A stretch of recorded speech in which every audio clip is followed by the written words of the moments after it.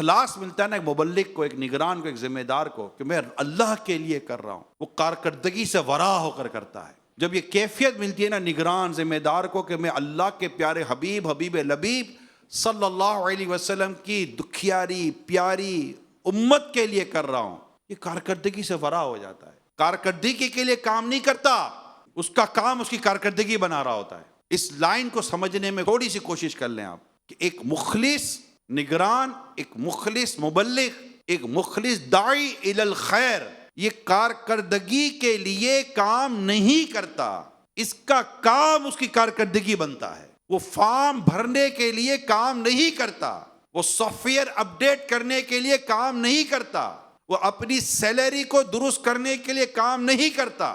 اس کا کام اس کا soft where update کرتا ہے، اس کا کام اس کی کارکردگی بناتا ہے، اس کا کام اس کا فارم بھرتا ہے. وہ خاموشی سے کرتا ہے، چیختی اس کی کامیابی ہے. وہ کام خاموشی سے کرتا ہے، شور مچاتی اس کی کامیابی ہے. وہ کام خاموشی سے کرتا ہے، شور مچاتی اس کی کارکردگی ہے.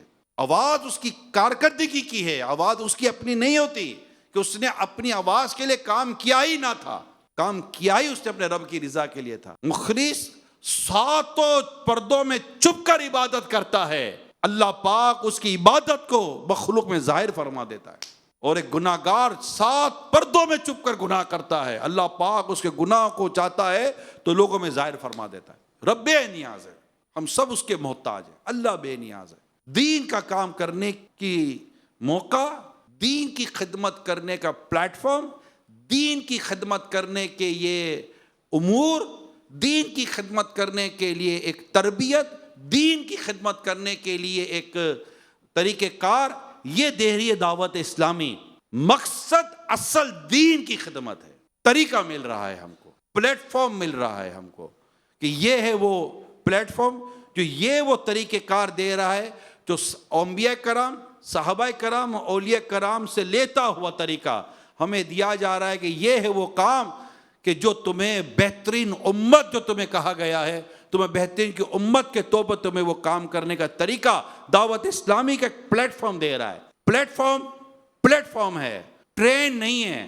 اس پلیٹ فارم پر آتے ہیں تو تقوی اور اخلاص کی ہمیں ٹرین ملتی ہے جو ہمیں منزل مقصود کی طرف لے کے جا رہی ہوتی ہے. کسی اور پلیٹ فارم پر کوئی اور ٹرین آتی ہے، مگر دعوت اسلامی کا وہ پلیٹ فارم ہے جہاں وہ ٹرین آتی ہے جو مدینے کی طرف لے کے جاتی ہے، جنت کی طرف لے کے جاتی ہے.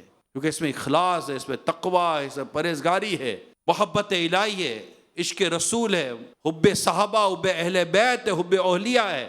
یہ وہ جگہ ہمیں دکھاتی ہے کہ جس کے بارے میں قرآن کہتا ہے کہ انعمت علیہم، اور وہ کون ہے جن پر انعام کیا گیا. یہ دعوت اسلامی ہمیں ان کے پیچھے چلاتی ہے کہ آؤ انعام یافتہ لوگوں کے پیچھے چلو تو انشاءاللہ تمہیں بھی ان کے صدقے انعام مل جائے گا. اور انعام عشق رسول، دیدار الہی، اللہ کی رضا، مجھے اس کے لیے کرنا ہے.